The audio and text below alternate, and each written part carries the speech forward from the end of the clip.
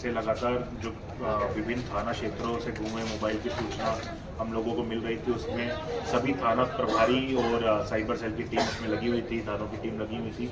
उसमें एक बड़ी कामयाबी पुलिस को मिली है। राजनांदगांव पुलिस को 89 ऐसे गुम मोबाइल को रिकवर करने में सफलता मिली है, जिनकी कीमत करीब 10 लाख रुपए के आसपास की है।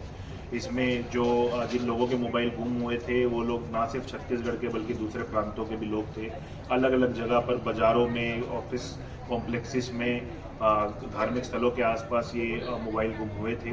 इनको ढूंढने में काफ़ी मदद हम लोगों को सीआर पोर्टल से भी मिली है। सीआर पोर्टल के बारे में लगातार राजनांदगांव पुलिस आप सब लोगों को, पब्लिक को जागरूक करने की कोशिश कर रही है। हमारी सबसे रिक्वेस्ट है, अगर आपका मोबाइल कभी भी आपको लगता है गुम हो गया है या आपको लगता है चोरी हो गया है, तो सबसे पहले आप सीआर पोर्टल पे जाके एक रिक्वेस्ट क्रिएट कर लीजिए अपने मोबाइल की डिटेल डाल के। तो उससे जब भी वो मोबाइल एक्टिवेट होगा तो पुलिस को और आपको उसकी जानकारी मिलेगी और उस मोबाइल को रिकवर करने में मदद मिलेगी।